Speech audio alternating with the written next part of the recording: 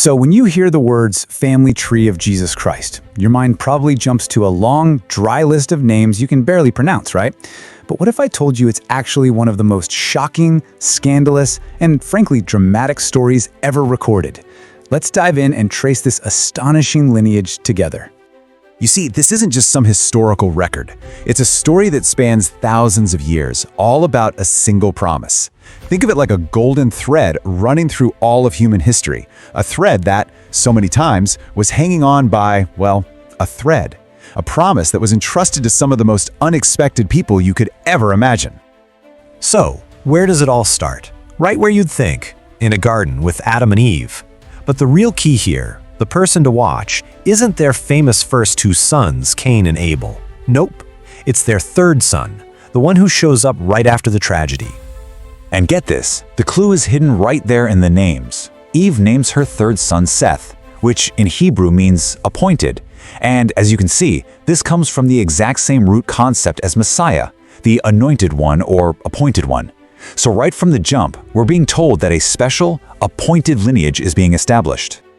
And if you listen to what Eve actually says, you can tell she wasn't just having another baby. She believed that Seth was the beginning of something new. He was the promised seed that God said would one day come and reverse the curse of death that had just shattered their world. Remember back in Eden, humanity chose the tree of knowledge, and that choice led to death. But the tree of life was still there, offering eternity. The promise was that one day, a descendant, a seed, would come along and restore our access to that tree of life. And for Eve, Seth was that first tiny glimmer of hope. Okay, but things did not get better. In fact, they got a whole lot worse really fast. And almost immediately, this promised bloodline came under a threat so severe it was almost completely wiped out.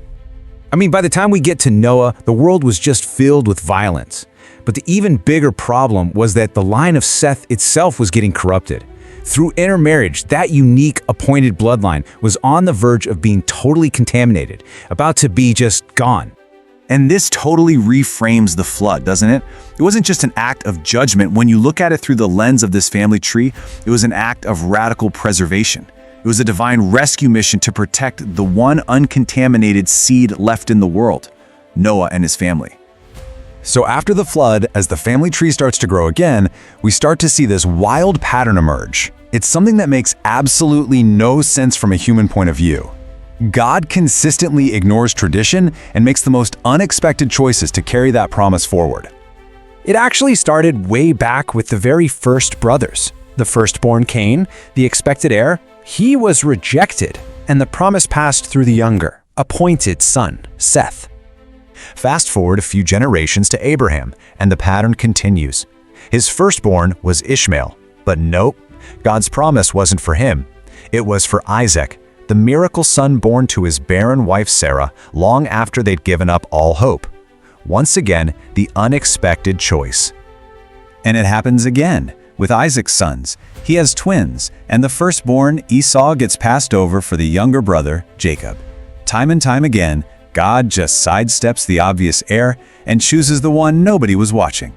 And right in the middle of Isaac's story, there's this jaw-dropping moment of foreshadowing. When God asks Abraham to sacrifice him, the text says that Isaac carried the wood.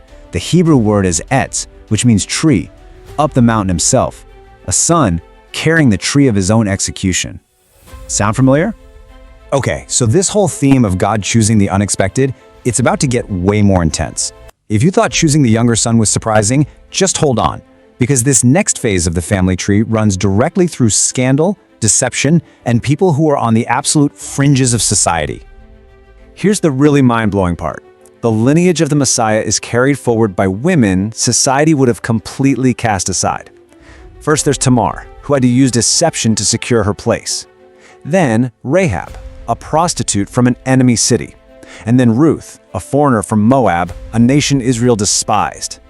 That golden thread, that promise, it wasn't preserved in spite of their brokenness. It was preserved through it. And who comes from this scandalous, unconventional line of outsiders and underdogs? David, the youngest of all his brothers, a forgotten shepherd boy out in a field, who God picks to become the greatest king of Israel, and the man from whose line the ultimate king would one day come. Now, after David, the family tree actually splits in two. And this explains why there are two different genealogies in the New Testament. And this is super important. They don't contradict each other. They actually work together, making two different but equally crucial claims about who Jesus is. All right, so let's break this down. It's actually pretty cool. Matthew, he's tracing the legal line of kingship, which runs through King Solomon.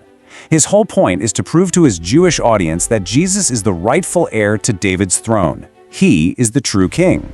Luke, on the other hand, traces the physical bloodline through a different one of David's sons, Nathan, and he takes the family tree all the way back to Adam to show that Jesus isn't just a king for one nation, but the promised savior for all of humanity.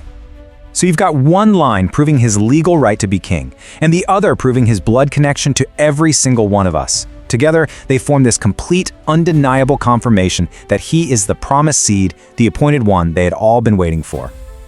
But here's the thing. The story doesn't end there. In fact, this is the exact moment where the family tree stops being just an old historical document and becomes a story that you and I can actually step into. I mean, listen to how Jesus himself talks about it. He uses the language of a tree to describe his new family. He says he is the vine, the main trunk, and his followers, well, they're the branches. This family tree is still growing.